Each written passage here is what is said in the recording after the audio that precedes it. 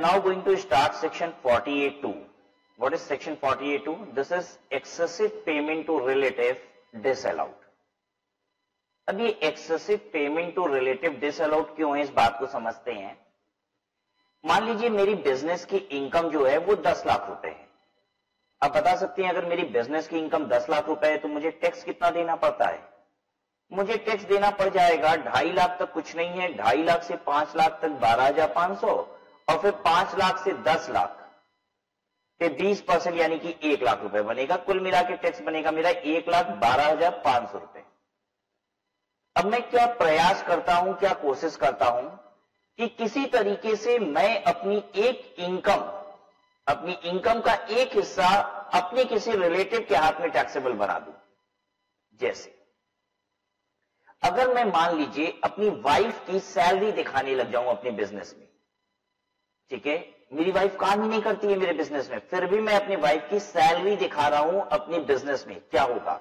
मान लीजिए मैंने 5 लाख रुपए की वाइफ को सैलरी दिखा दी, तो मेरे बिजनेस की इनकम पता है 10 लाख से कितनी हो जाएगी? 5 लाख, क्योंकि 5 लाख रुपए सैलरी का खर्चा बढ़ गया मेरा, और वो 5 लाख रुपए की इनकम बन गई मेरी वाइफ की। अब मुझे 5 लाख पे टैक्स देना है और वाइफ को 5 लाख पे टैक्स देना है। जब पता है 5 लाख पे टैक्स कितना होता है? 12,500, यानी मुझे भी 12,500, मेरी वाइफ को भी 12,500, मिला के टोटल टैक्स कितना देना पड़ा? 25,000 रुपए। लेकिन वही 10 लाख रुपए की जब मेरी इनकम बन रही थी तो टैक्स बन रहा था 1,12,500 रुपए। पता है मैंने 5 लाख रुपए की सैलरी वाइफ की दिखा के 87,500 रुपीज का टैक्स बचा लिया। पहले मैं अकेला दे रहा था 1,12,500, अब 12,500 दोनों लोग दे रहे हैं, 25,000 ही दे रहे हैं। मैंने अपनी 10 लाख रुपए की इनकम का टुकड़ा कर दिया, 5 लाख रुपए अपने हाथ रख लिया, 5 लाख रुपए वाइफ का बना दिया और मेरे टैक्सेस की बचत हो गई। अब आप ये बताइए अगर टैक्सेस की बचत इस कदर हो रही है तो हर कोई ऐसा प्रयास करता होगा कि नहीं? करता है। और इनकम टैक्स क्या कह रहा है?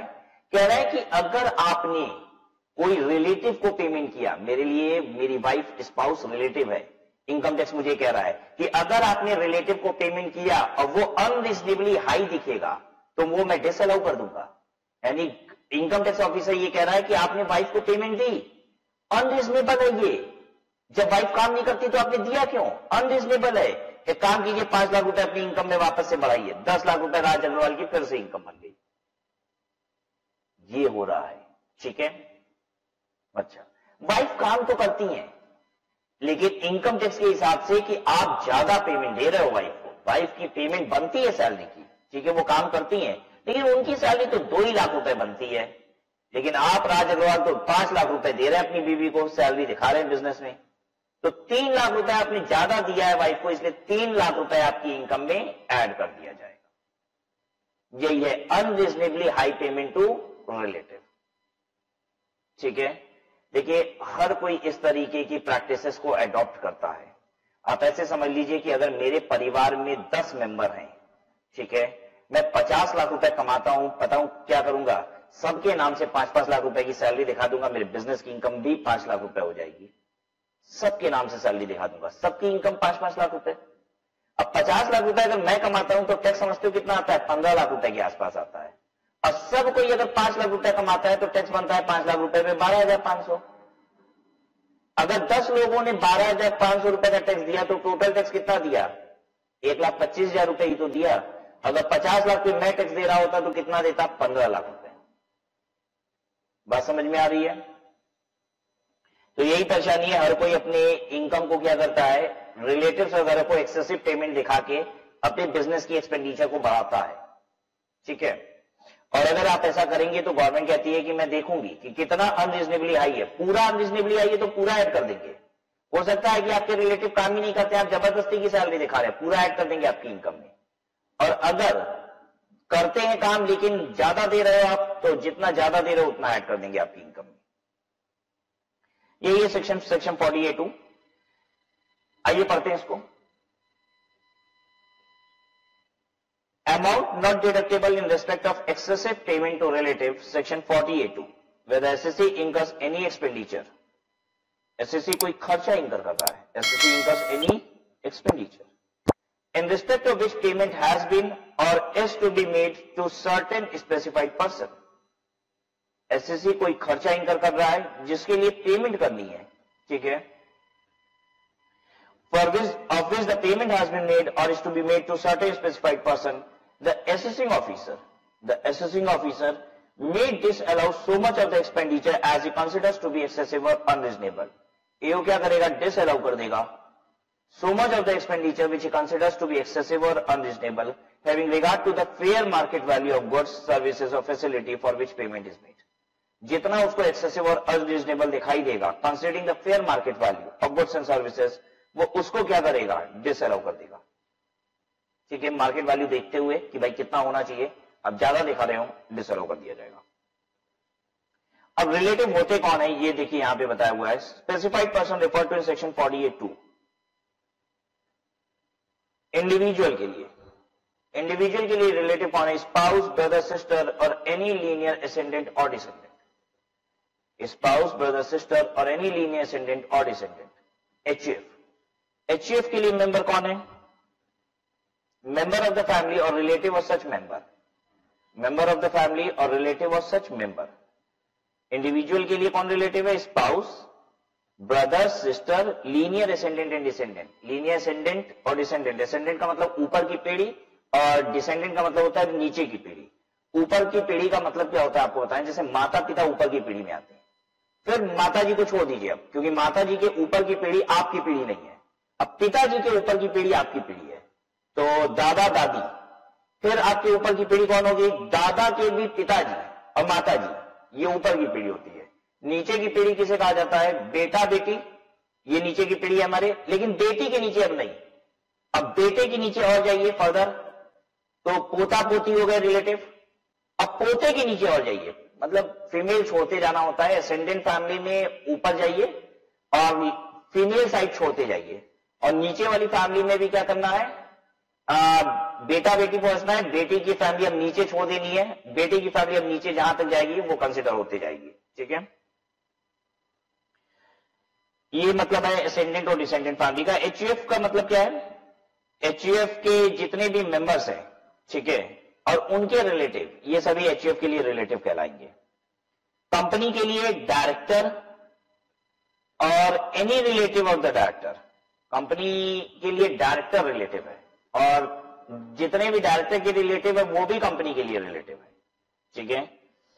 और person having substantial interest, substantial interest का मतलब क्या होता है, जिसके पास 20% या उससे अधिक शेयर होते हैं, तो जिसके पास भी 20% या उससे अधिक के शेयर हैं वो कहलाता है पर्सन हैविंग सब्सटेंशियल इंटरेस्ट, ठीक है। तो कंपनी में जिसके पास भी 20% से अधिक शेयर है ना, वो कंपनी के लिए रिलेटिव है। फर्म, पार्टनर और any relative of partner, partner relative है फर्म का और रिलेटिव ऑफ द पार्टनर भी फर्म के लिए रिलेटिव है, तो ये कहना चाहता है फर्म है ये पार्टनर है, ठीक है, और ये रिलेटिव ऑफ पार्टनर्स है, पार्टनर के रिलेटिव, रिलेटिव ऑफ पार्टनर, ठीक है। पार्टनर फर्म के लिए रिलेटिव है, रिलेटिव ऑफ द पार्टनर भी फर्म के लिए रिलेटिव है। स्पेसिफाइड पर्सन है, बेसिकली यार रिलेटिव वर्ड यूज नहीं करता, वो कहता है स्पेसिफाइड पर्सन। तो अगर आप पेमेंट करते हो, स्पेसिफाइड का मतलब हालांकि रिलेटिव ही है यहां। एओपी के लिए मेंबर ऑफ द एओपी और any relative of such member, वो एओपी के लिए क्या कहलाएगा, रिलेटेड पर्सन, ठीक है। अब देखिए मान लीजिए मैंने अपनी स्टाफ को 10,000 रुपए की सैलरी देनी चाहिए थी, लेकिन उसको 25,000 रुपए दे दिया। देनी चाहिए मार्केट वैल्यू के हिसाब से 10,000 देना चाहिए, लेकिन फिर भी 25,000 रुपए महीना दे रहा हूं, क्या इनकम टैक्स डिसअलाउ कर देगा, नहीं करेगा, डिसअलाउ नहीं करेगा, क्योंकि वो रिलेटिव नहीं है। अगर रिलेटिव को ज्यादा पेमेंट देंगे तो इनकम टैक्स नहीं मानेगा, ठीक है। अब नॉन रिलेटिव को क्यों देंगे हम ज्यादा पेमेंट, सवाल ही नहीं उठता कि हम नॉन रिलेटिव को ज्यादा पेमेंट देंगे, कोई परेशानी नहीं है, ठीक है, बैठिए आराम से। तो एक्सेसिव पेमेंट टू रिलेटिव ही यहां पे कंसिडर होना है। अगर रिलेटिव के अलावा किसी के पेमेंट की बात हो रही है तो निश्चित सी बात है रिलेटिव के अलावा कोई और किसी को ज्यादा पेमेंट देगा ही क्यों, ठीक है। ये इनकम टैक्स का मानना है, लेकिन मार्केट में चोरी की लिमिट नहीं है। मैं आपको बताऊं क्या क्या तरीके से इनकम टैक्स बचाया जा सकता है, ठीक है। मेरे स्टाफ की सैलरी है 10,000 रुपए महीना और मैं उसको हर महीने 50,000 रुपए दे देता हूं, ठीक है, और बोलता हूं 40,000 रुपए बैंक से निकाल के नगद वापस कर देना और तुम्हारी सैलरी 50,000 रुपए होगी। मेरा स्टाफ है, बताइए करेगा कि नहीं करेगा? बिल्कुल करेगा, करना ही पड़ेगा।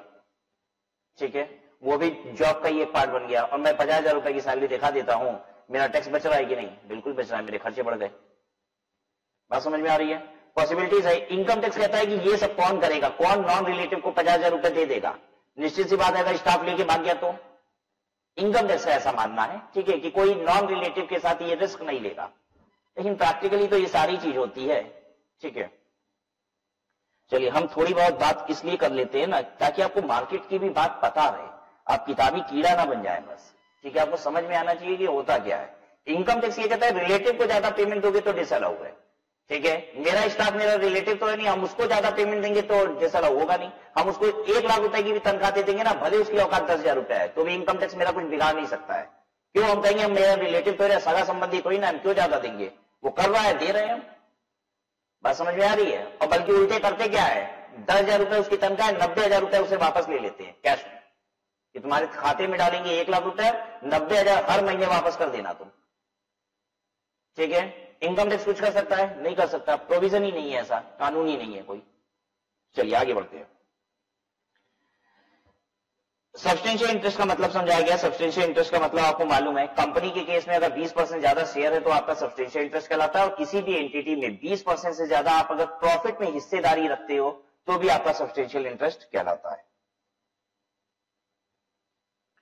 इलस्ट्रेशन 23 देखते हैं। SSC company sells goods manufactured by it to its director for 3 lakh रुपए। मार्केट प्राइस उस गुड्स का 4 लाख रुपए है। एओ वांट्स टू इन्वोक 48(2). कहता है 3 लाख रुपए का माल, 4 लाख रुपए का माल मैंने 3 लाख रुपए में बेच दिया। ठीक है, कहने का मतलब ये सब गलत तरीका होता है। 4 लाख रुपए का माल है तो 3 लाख में बेच नहीं दिया, 3 लाख रुपए पक्के में ले रहे हैं और 1 लाख रुपए कच्चे में ले रहे होंगे, ये कहना चाहता है क्वेश्चन। 4 लाख का माल 4 ही लाख में बिक रहा होगा। क्वेश्चन को समझने की कोशिश कीजिए। कह रहा है कि 4 लाख रुपए की मार्केट प्राइस का गुड्स कंपनी ने अपने डायरेक्टर को 3 लाख रुपए का दे दिया। 3 लाख रुपए का दे नहीं दिया, 3 लाख रुपए पक्के में ले लिया, 1 लाख रुपया कच्चे में ले लिया, कैश ले लिया। इससे क्या हुआ, सेल हमारी 4 लाख की जगह 3 लाख रुपए ही दिख रही है और इससे मेरा प्रॉफिट कम आएगा, ये मतलब है। एओ कह रहा है, असेसिंग ऑफिसर कह रहा है सेक्शन 48(2) में लगा देना चाहता हूं। लगा सकता है कि नहीं लगा सकता है? एक कंपनी ने अपने प्रॉफिट को कम करने की कोशिश की है, बिल्कुल नहीं लगा सकता है, क्योंकि सेक्शन 48(2) तब लगता है जब आप खर्चा बढ़ाने की कोशिश करते हो। ये खर्चा बढ़ाने की कोशिश नहीं कर रहा है, रेवेन्यू को कम करने की कोशिश कर रहा है। प्रॉफिट कम करने का 2 तरीका होता है, एक खर्चा बढ़ा दो प्रॉफिट कम हो जाएगा, दूसरा रेवेन्यू गिरा दो। 100 रुपए का माल बेचते हैं, 90 रुपए का दिखाओगे तो भी प्रॉफिट कम हो जाएगा, और 100 रुपए के खर्चे को 110 रुपए दिखाओगे तो भी प्रॉफिट कम हो जाएगा। खर्चा बढ़ाओगे तो प्रॉफिट कम होगा, रेवेन्यू गिराओगे तो भी प्रॉफिट कम होगा। लेकिन रेवेन्यू गिराने से अगर प्रॉफिट कम होता है तो सेक्शन 48(2) नहीं लगता। सेक्शन 48(2) तब लगता है जब आप अपना खर्चा बढ़ाते हो। ठीक है, और खर्चा किसके साथ बढ़ा रहे हो? रिलेटिव के साथ मिलकर। रिलेटिव को जो पेमेंट कर रहे हो वहां खर्चा ज्यादा दिखा रहे हो। अगर आप ऐसा करोगे तो सेक्शन 48(2) लग जाएगा। जैसे मैंने अपने एक रिश्तेदार से माल खरीदा, उसने मुझे 5 लाख रुपए का माल दिया, मैंने कहा बिल बना दो ना 8 लाख रुपए का। ठीक है, माल 5 ही लाख का है, मुझे तुम्हें 5 लाख देना, बिल दे दो 8 लाख रुपए का। मेरा रिश्तेदार है ना, मैं उससे कह रहा हूं बिल दे दो 8 लाख रुपए का। उसने बिल 8 लाख रुपए की बना के दे दी। अब आप बात समझ रहे हो होगा क्या? आप 8 लाख रुपए की चेक काट के उसको दोगे और 3 लाख रुपए नगद ले लोगे। रिश्तेदार है, कर भी देगा, माल तो 5 ही लाख का था ना। ठीक है, 8 लाख की चेक काट के दिए, 3 लाख रुपए नगद ले लिया। अब इनकम टैक्स की बात करते हैं। मैंने अपने 5 लाख रुपए के खर्चे को बढ़ा के 8 लाख रुपए दिखाया। ठीक है, असेसिंग ऑफिसर क्या करेगा? कहेगा रिलेटिव को ज्यादा पैसा दिए हो, डिसअलाउड, 3 लाख रुपए प्रॉफिट बढ़ाओ अपना। समझ में आई बात सबको? चलो आगे देखो, इलस्ट्रेशन 24। एपेक्स कंपनी, कंपनी का नाम है एपेक्स कंपनी, वो सैलरी देती है 40,000 रुपए महीना अपने डायरेक्टर को और 1% प्रॉफिट का अवार्ड दे देती है डायरेक्टर को। जरा बताओ क्या होगा ऐसे में? अरे कुछ नहीं होगा, किसकी कितनी औकात है ये कहा जाता है। अगर उसकी औकात है 40,000 रुपए पाने की 1% नेट प्रॉफिट की, एक्सेसिव नहीं है तो कोई दिक्कत नहीं है। और देखिए एक बात समझिएगा, मैं अपनी बीवी को 5 लाख रुपए की सैलरी देता हूं, अगर वो ज्यादा है तो डिसअलाउ हो जाएगा। 50 लाख रुपए की सैलरी देता हूं, ज्यादा नहीं है तो डिसअलाउ नहीं होगा।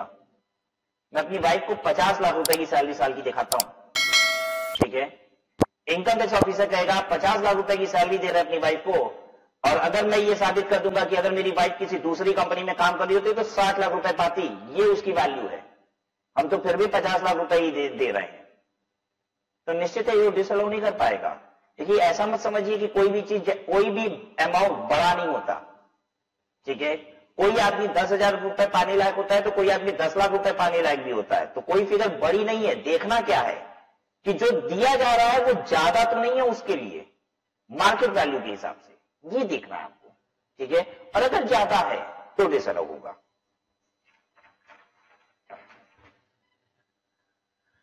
ठीक है, और अब हम लोग इनकम टैक्स के सबसे इंपॉर्टेंट सेक्शन की तरफ बढ़ रहे हैं। पीजीबीपी का मोस्ट इंपॉर्टेंट सेक्शन है। इनफैक्ट ऐसा समझ लीजिए कि एग्जाम में अगर पीजीबीपी हेड से क्वेश्चन आया और उस पर सेक्शन 48(3) ना लगे, ऐसा तो हो ही नहीं सकता।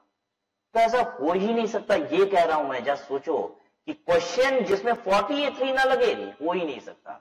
48(3) के बिना तो पीजीबीपी के क्वेश्चन बनते ही नहीं है, इतना इंपॉर्टेंट है। तो शायद जल्दी से इस पे काम करिए। वेरी वेरी वेरी इंपॉर्टेंट लिख दीजिए, तो वेरी वेरी वेरी इंपॉर्टेंट। क्या है ये सेक्शन? सेक्शन कहता है कि अगर आपने 10,000 रुपए से ऊपर का खर्चा किया तो वो डिसअलाउ हो जाएगा अगर आपने अकाउंट पे चेक, अकाउंट पे ड्राफ्ट या फिर इलेक्ट्रॉनिक क्लियरिंग सिस्टम के थ्रू नहीं दिया। मतलब अगर 10,000 रुपए से ऊपर की पेमेंट कर रहे हो ना बच्चों, तो ध्यान रखो, धंधे में बिजनेसमैन के लिए है कि 10,000 रुपए से ऊपर की पेमेंट कैश में नहीं हो सकती है। कैसे होनी है? चेक से। कौन से चेक? अकाउंट पे चेक या फिर अकाउंट पे डिमांड ड्राफ्ट। ऐसे आपको पेमेंट करनी पड़ेगी, तभी वो खर्चा आपको अलाउ होगा, नहीं तो नहीं होगा। मान लीजिए मेरे एक स्टाफ की सैलरी है 15,000 रुपए, ठीक है। मैंने उसे 15,000 रुपए नगद दे दिया। क्या मैं उस 15,000 रुपए को ही एंट्री कर पाऊंगा? 15,000 रुपए इनकम टैक्स खर्चा मानेगा मेरा? नहीं। कहता है नगद में दिए 10,000 रुपए से ऊपर, अलाउड नहीं है, डिसअलाउड। मेरी इनकम झूठ मूठ की 15,000, मैंने दिया है 15,000 रुपए की तनख्वाह अपने स्टाफ को, लेकिन मेरी इनकम 15,000 रुपए से बढ़ा दी जाएगी, मेरा टैक्स बढ़ जाएगा। अब ध्यान देना है कि 10,000 रुपए से ऊपर का पेमेंट अकाउंट पे चेक या फिर अकाउंट पे डिमांड ड्राफ्ट या फिर बैंक ट्रांसफर वगैरह इलेक्ट्रॉनिक सिस्टम से करना होगा, ठीक है। हाँ, 10,000 रुपए तक की पेमेंट, ठीक है, 10,000 रुपए तक की भी पेमेंट आप नगद में कर सकते हैं, लेकिन 10,001 रुपया है तो अकाउंट पे चेक करना पड़ेगा, ठीक है। अब देखिए यहां पे क्या चीज है, हम इस सेक्शन को आपको बहुत अच्छे से समझाते हैं। सेक्शन 48(3) सेक्शन पहले तो रट लेना है, सेक्शन 48(3), और इसके पहले वाला सेक्शन भी रटना था बच्चों। ये 48(3) ये याद कर लीजिए। ओ हो, ये क्या हो गया? सेक्शन 48(3) ये याद करना है, और सेक्शन 48(2) ये याद करना है बच्चों, रट लेना है। सेक्शन 48(2) रिलेटिव को एक्सेसिव पेमेंट देंगे, डिसअलाउ। 48(3) अकाउंट पे चेक के अलावा पेमेंट देंगे तो डिसअलाउड हो जाएगा, 10,000 रुपए से अधिक का है। ये सेक्शन कहता क्या है मैं आपको बता दूं। कुल मिला के इस सेक्शन का ये कहना है कि अगर एक्सपेंडिचर ग्रेटर 10,000 है और पेमेंट भी ग्रेटर 10,000 है,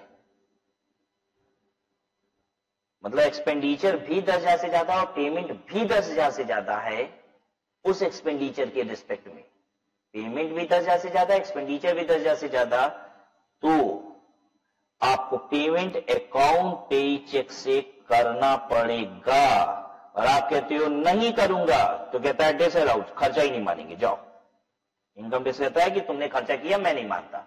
इनकम टैक्स खर्चा नहीं मानेगा तो तकलीफ होगी मुझे? अरे बिल्कुल होगी भाई साहब, खर्चा नहीं मानेगा तो मेरी इनकम बढ़ जाएगी, इनकम बढ़ जाएगी, मेरा टैक्स बढ़ जाएगा, ठीक है। खर्चा तो किया है मैंने, क्यों नहीं मान रहे हो भाई इनकम टैक्स, राइट। तो ध्यान दो, अकाउंट पे चेक से पेमेंट करना पड़ेगा। कौन सी सिचुएशन में? खर्चा 10,000 से ज्यादा है और उसकी पेमेंट भी 10,000 से ज्यादा है। अब इस बात को मैं एग्जांपल से समझा रहा हूं, ध्यान से सुनिए, बहुत इंपॉर्टेंट सेक्शन है ये। और जरा सोच के देखिए इंपॉर्टेंट क्यों ना हो। या सोच लीजिए आप किसी भी व्यापारी का अकाउंट्स देखते हैं, तो बताइए उसके व्यापार में दिन भर पेमेंट की बात आती होगी कि नहीं? दिन में 50 पेमेंट की बात आती होगी, और ये सेक्शन तो दिन भर लग रहा है। ये ऐसा सेक्शन है कि दिन में 100 बार लगाना पड़ता है। ठीक है, सुनिए। मैंने एडवर्टीजमेंट कराया और एडवर्टाइजर ने बिल बना के दिया मुझे 12,000 रुपए का। ठीक है, मैंने उसकी पेमेंट कर दी 12,000 रुपए इमीडिएट कैश में। क्या होगा? डिसअलाउड। जाइए मजा लीजिए, एडवर्टीजमेंट का खर्चा नहीं मिलेगा आपको चार्ज करने को। सरकार क्या कह रही है? खर्चा बिल 12,000 का मतलब है एक्सपेंडिचर 10,000 से ज्यादा, और तो और तुमने पेमेंट भी कर डाली 10,000 से ज्यादा। जाओ, अलाउड नहीं होगा। आइए दूसरा, मैंने एडवर्टीजमेंट कराया, उसने बिल बनाई 6,000 रुपया। ठीक है, फिर मैंने एक दूसरा एडवर्टीजमेंट कराया, ये बिल बनी थी 6,000 रुपए की, मान लो 5/4/18 को। 10/4/18 को मैंने दूसरा एडवर्टीजमेंट कराया, उसने फिर से बिल बना दी 6,000 रुपए की। मैंने उसको कहा 12/4 को आना, मैं तुम्हें पेमेंट दे दूंगा। वो 12/4 को आया, मैंने उसे पेमेंट दे दिया 12,000 रुपया कैश। क्या होगा बच्चों, जल्दी बताओ? कैश 12,000 रुपया। अलाउड कि डिसअलाउड? अलाउड, कोई दिक्कत नहीं, कोई दिक्कत नहीं, अलाउड है। आप कहोगे सर कैसे 12,000 रुपए नगद? तो मैं कहूंगा बच्चों ध्यान तो आपने दिया ही नहीं। मैंने कहा था खर्चा भी 10,000 से ज्यादा, एंड यही तो सबसे इंपॉर्टेंट बात थी, और पेमेंट भी 10,000 से ज्यादा। बच्चों यहां पे खर्चा 10,000 से ज्यादा कहां है? खर्चा तो 6,000 का था, फिर 6,000 का था, पेमेंट भले 10,000 से ज्यादा का था, खर्चा 10,000 से ज्यादा का नहीं ना था, इसलिए अलाउड है। आप नगद में 12,000 दे सकते हैं। आप कहोगे सर नहीं, खर्चा तो देखिए 10,000 से ज्यादा का हो गया, 6,000 रुपए, दो बार मिला के 12,000। मैं कहूंगा बच्चों ये ऐसे नहीं देखा जाता। क्यों नहीं देखा जाता? अगर ऐसे देखोगे तो जरा सोच के देखो, साल भर में जो चाय आती है ना, वो पहले दिन चाय आई, मान लीजिए मेरे ऑफिस में फर्स्ट डे चाय आई 100 रुपए की। ठीक है, दूसरे दिन फिर चाय आई, 100 रुपए का बिल बना। अरे 365 दिन में तो 3650, 365 में 36,500 रुपए की तो चाय की बिल भी आती है। ठीक है, तो क्या मैं इसका नगद में पेमेंट नहीं कर सकता चाय वाले को? चाय वाले को भी अकाउंट पे ही चेक दूं? पहले दिन का बिल 100, दूसरे दिन का बिल 100, तो साल भर का बिल अगर जोड़ दोगे तब तो खर्चा हो ही गया 36,500 रुपए का। और फिर पेमेंट भी भाई 36,500 रुपए करनी है, तो चाय वाले को भी अब चेक से पेमेंट दूंगा, इलेक्ट्रॉनिक क्लियरिंग सिस्टम। नहीं बच्चों, खर्चा 100 रुपए का बोला जाता है इसको, एक बिल को एक खर्चा बोला जाता है। ठीक है, साल भर में कितनी बिल आ रही है नहीं। अगर बच्चों साल भर की बिल देखने लग जाओगे तो न जाने झाड़ू वाले का, पोछे वाले का, और न जाने किसका किसका 10,000 से ज्यादा हो जाएगा। तब तो आपको सीधे यही कह दो कि बंद हो गया कैश, सारे के सारे पेमेंट चेक से करने हैं। ऐसा नहीं है, सरकार भी ये बात समझती है। ठीक है, कि ऐसे देखा जाएगा 10,000 रुपए सारे बिल को मिला के साल भर का, तब तो भाई चाय वाले का, पान वाले का, सभी का बिल 10,000 रुपए से ज्यादा का हो जाएगा साल भर का, तो फिर तो आप नगद में नहीं दे पाओगे। तो एक एक बिल देखना है बच्चों। ठीक है, क्या मैं चाय वाले को हर दिन का 100-100 रुपए का बिल है, साल भर में 36,500 रुपए नगद में दे सकता हूं? दे सकता हूं बच्चों, क्योंकि बिल 10,000 से ज्यादा का नहीं है। बिल भी 10,000 से ज्यादा, पेमेंट भी 10,000 से ज्यादा, तो अलाउड नहीं। बात समझ में आ गई? 6,000 की बिल थी, आपने 12,000 रुपए की पेमेंट नगद में की, कोई दिक्कत नहीं है। आइए अगला सीखते हैं बच्चों। उसने बिल बनाया 5/4/18 को 20,000 रुपए का, ये बिल बनी। मैंने 6/4/18 को, 7/4/18 को और 8/4/18 को पेमेंट दी उसको 10,000 रुपया, 5,000 रुपया, 6,000 कर देते हैं बच्चों इसको, 4,000 रुपया कैश कैश कैश, पूरा कैश में पेमेंट कर दिया। अलाउड होगा कि डिसअलाउड होगा? खर्चा अलाउड है, माना जाएगा ये खर्चा। 20,000 की एक बिल बनी थी और मैंने 10,000, 6,000 और 4,000 करके 3 बार में उसको पेमेंट कर दी, नगद में पेमेंट कर दी। अलाउड है कि डिसअलाउड? अलाउड है बच्चों, कोई गड़बड़ी नहीं है। क्यों नहीं है? क्योंकि इनकम टैक्स कहता है कि बिल भी 10,000 से ज्यादा का होना चाहिए और पेमेंट भी 10,000 से ज्यादा का होना चाहिए। पेमेंट कभी 10,000 से ज्यादा की थी ही नहीं, पेमेंट कभी 10,000 से ज्यादा की थी ही नहीं। अब मैं पूरी बात बोलने जा रहा हूं। पेमेंट का मतलब क्या होता है? पेमेंट का मतलब होता है payment in a day. Payment in a day, एक दिन में जितनी पेमेंट होती है वो देखना है। तो फिर से बोलते हैं, खर्चा 10,000 से ज्यादा का नहीं होना चाहिए और पेमेंट इन अ डे 10,000 से ज्यादा का नहीं होना चाहिए। एक बार एक दिन में पेमेंट 10,000 से ज्यादा का नहीं होना चाहिए। ठीक है, अच्छा बच्चों एक बात बताइए, दूसरा क्वेश्चन करते हैं। बिल बनी 5/4/18 को 20,000 रुपए की, ठीक है, 20,000 रुपए की बिल बन गई थी 5/4/18 को, और इस बिल का जो मैंने पेमेंट किया है वो 6/4/18 को किया है। सुबह 10 बजे किया था 10,000 रुपया, और फिर दोपहर में 2 बजे मैंने फिर 10,000 रुपया दिया। बिल तो 10,000 रुपए से ज्यादा का है, लेकिन पेमेंट देखो 10,000 से ज्यादा का नहीं है। अलाउड या disallowed? Disallowed. Payment in a day देखा जाता है, 10 बजे और 2 बजे अलग अलग नहीं होता है। 6 तारीख की पेमेंट 20,000 रुपए की हो, खर्चा भी 10,000 से ज्यादा, पेमेंट भी 10,000 से ज्यादा हो गई, 20,000 की पेमेंट मानी जाएगी ना। 6 तारीख का ही है दोनों पेमेंट, सुबह शाम नहीं देखा जाता है। नहीं तो अगर ये नौटंकी चलने लग जाए ना तो पता है हम क्या करेंगे, हम 1 लाख रुपया नगद में देंगे इंसान को और एंट्री करा देंगे, करो 55 मिनट बाद दिए हैं, 10 बजे दिए थे 10,000 रुपया, फिर 10:10 पे दिए फिर 1 लाख रुपया, फिर दिए हम 10,000 रुपया दिए 10 बजे, 10:10 पे फिर 10,000 दिए, फिर 10:20 पे फिर 10,000 दिए। तो लोग नौटंकी करेंगे, एक बार में पैसा पकड़ा देंगे और रिपोर्ट बनाएंगे कि पेमेंट हमने 10-10 मिनट बाद की थी, वो नहीं माना जाएगा। ठीक है, दिन भर में कितनी पेमेंट करते हो उसको एक पेमेंट माना जाएगा कि ये 20,000 रुपए की पेमेंट है। 20,000 से ऊपर का खर्चा, 10,000 से ऊपर का खर्चा हो गया, 10,000 से ऊपर की पेमेंट हो गई, तो ऐसे केस में डिसअलाउ हो जाएगा। ठीक है, कोई दिक्कत तो नहीं हुई? अच्छा, अब जब इतनी बात समझ में आ गई तो थोड़ी एडवांस बात करने जा रहे हैं, ध्यान से सुनिएगा। 5/4/18 को बिल बनी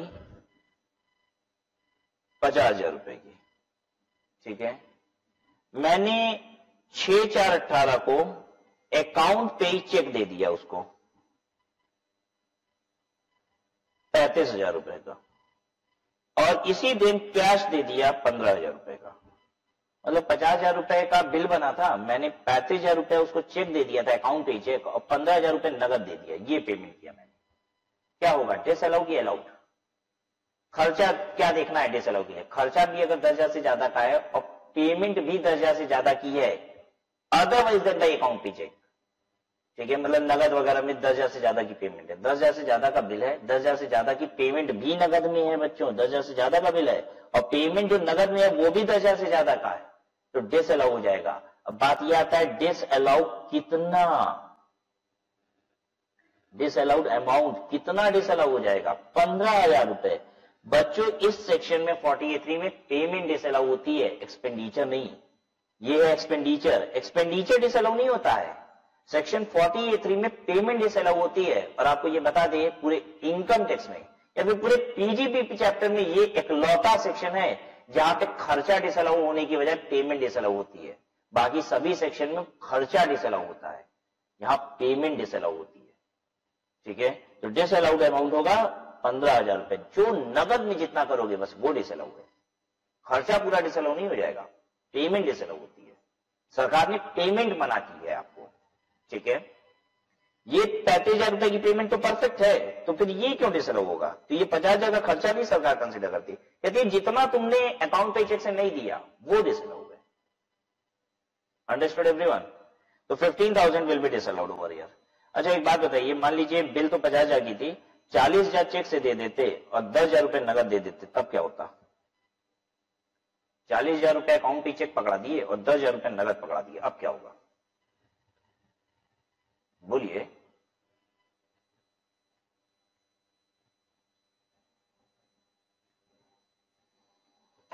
बोलो बच्चों, बोलना तो पड़ेगा, क्या होगा ऐसे केस में?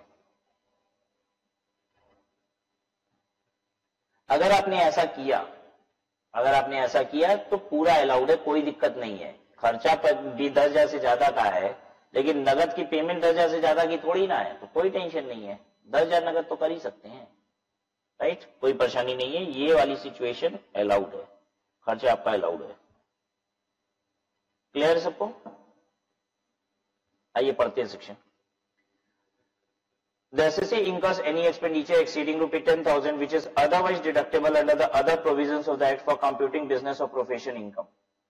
SSA incur कर रहा है कोई expenditure exceeding 10,000, 10,000 रुपए से ऊपर का खर्चा कर रहा है, which is otherwise deductible under the other provisions of the Act, जो कि otherwise deductible under the other provisions of the Act। मतलब देखिए जो खर्चा पहले ही डिसअलाउड है, कह रहा है वहां मत बात करिए हमसे। जैसे मतलब एक पॉलिटिकल पार्टी के सोवरेन में आप एडवर्टीजमेंट दे रहे हो, अपना नीचे नाम लिख रहे हो, सौजन्य से रिलायंस कंपनी, ठीक है, उस एडवर्टीजमेंट का आपने नगद में पेमेंट किया है, अलाउड होगा कि डिसअलाउड? कह रहा है ये सब बकवास मत करो हमसे। यहाँ पे 43 ये कह रहा है advertisement sovereign of political party कर रहे हो तो वो तो वैसे ही डिसअलाउड है ना। उसका कहता है जैसे भी पेमेंट कर लो वो तो वैसे ही सरकार कहती है हमको नहीं मतलब है, क्योंकि वो एडवर्टीजमेंट थोड़ी ना है, वो तुम्हें मजबूरी है, छापना पड़ेगा, बीजेपी ने कहा है, अमित शाह ने कहा है, वो कोई तुम्हारे बिजनेस का एक्सपेंडिचर थोड़ी ना है। देखिए वो तो पहले ही डिसअलाउड है, जो डिसअलाउड है उसकी चर्चा नहीं हो रही है। चर्चा क्या हो रही है कि जो अलाउड है, जो खर्चा अलाउड है लेकिन फिर भी 10,000 से ज्यादा का है, वहां पे डिसअलाउंस हो जाएगी, उसकी बात कर रहा है। कह रहा है जो खर्चा अलाउड है उसकी बात हम कर रहे हैं। दूसरी बात, पेमेंट और एग्रीगेट ऑफ पेमेंट में 2% अ डे, या फिर पेमेंट का मतलब क्या है, एक दिन में एक इंसान को जो टोटल पेमेंट देते हैं उसे कहा जाता है पेमेंट, एक दिन में, ठीक है, सुबह शाम अगर है तो मिला के। In respect of the above expenditure exceeds 10,000, खर्चा 10,000 से ज्यादा का है और उस खर्चे के रिस्पेक्ट में एक दिन की पेमेंट भी 10,000 से ज्यादा की है। कैसे की गई है payment? The payment is made otherwise than by account paid cheque और अकाउंट पेड ड्राफ्ट और इलेक्ट्रॉनिक क्लियरिंग सिस्टम। आपने जो पेमेंट किया है वो 3 तरीके से नहीं किया है, यू हैव डन अदरवाइज, कुछ और तरीके से किया। आपने अकाउंट पे चेक नहीं दिया, अकाउंट पे ड्राफ्ट नहीं दिया, आपने इलेक्ट्रॉनिक क्लियरिंग सिस्टम, और इलेक्ट्रॉनिक क्लियरिंग सिस्टम का मतलब होता है ऑनलाइन बैंकिंग। आपने चेक अकाउंट पे चेक से नहीं दिया, अकाउंट पे ड्राफ्ट से नहीं दिया, ऑनलाइन बैंकिंग से नहीं दिया। अगर आपने ऐसा किया तो खर्च आपको वो पेमेंट डिसअलाउ कर दी जाएगी। जैसे कि कह रहा है कि आपने कैसे कर दिया, इसका मतलब it is made in cash, आपने कैश में कर दिया, डिसअलाउ। बियरर चेक से कर दिया, क्रॉस्ड चेक से कर दिया, क्रॉस्ड डिमांड ड्राफ्ट से कर दिया। समझते हो बियरर चेक का मतलब, क्रॉस चेक का मतलब? ये नहीं समझते हो? कैश तो समझते हो, चेक 3 प्रकार से बनती है। बियरर चेक बनती है मतलब छपती है नहीं, जो आप चेक बनाते हो ना, लिखते हो चेक पे कुछ, वो लिखने के 3 तरीके होते हैं। आइए आज आपको चेक फाड़ना भी सिखाएं। फाड़ना मतलब फाड़ के फेंक देना नहीं, किसी को बना के चेक देना, ठीक है। और अकाउंट पे चेक, ठीक है, कैसे बनता है बियरर चेक? जैसे यहां पे चेक पे लिखा रहता है ना 2 और फिर लाइन खींची रहती है और यहां सिग्नेचर की जगह होती है, ठीक है, और अमाउंट का डब्बा बना होता है, यहां अमाउंट भरते हो, ठीक है, यहां भी वर्ड में भी अमाउंट भरते हो, ठीक है, यहां वर्ड में अमाउंट भरते हो। तो 2 में बस हम नाम लिख देते हैं, जैसे राम, तो ये बियरर चेक है। क्रॉस चेक में क्या होता है, 2 के आगे हम नाम तो भरते ही है और 2 लाइन खींच देते हैं, इसको कहा जाता है cross check. Account payee check होता है, 2 के आगे नाम लिखते हैं और यहां 2 लाइन खींचते हैं और बीच में लिखते हैं अकाउंट पे। इसका कुछ मतलब होता है कि ऐसे बकवास होता है, जैसे मर्जी वैसे बना दो?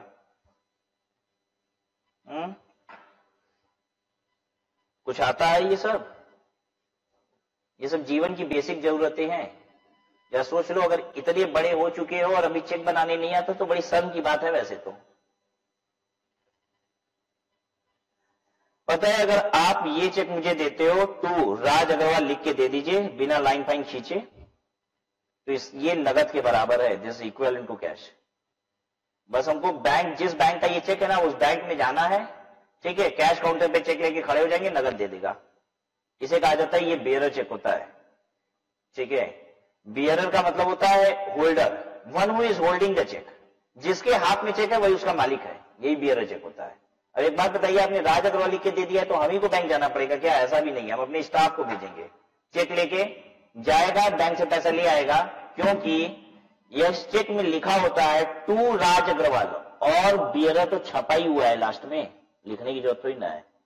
और बियरर का मतलब होता है और होल्डर, जिसके हाथ में चेक है वही मालिक है। अगर आप बिना लाइन फाइन खींचे मुझे चेक दे दिए तो जिसके हाथ लग गया वो मालिक है और नगद के बराबर होता है, जाके बैंक से निकाल भी लेगा पैसे। ये होता है बियरर चेक। क्रॉस चेक क्या होता है? क्रॉस चेक में 2 लाइन खींची होती है, इसका पैसा नगद नहीं मिलता, इसको खाते में लगाना पड़ेगा चेक, ये मजबूरी है। ये बैंक जाएंगे, नगद नहीं मिलेगा इस चेक का, क्रॉस चेक का, ठीक है। किसके खाते में लगाना जरूरी है? टू राज अग्रवाल यहां लिखा हुआ है, राज अग्रवाल के खाते में लगाना जरूरी है, ये नहीं जरूरी है। चाहो तो राज अग्रवाल के खाते में लगा लो, नहीं तो चेक को उल्टा करो, पीछे सादा रहता है। यहीं पे हम लिखेंगे kindly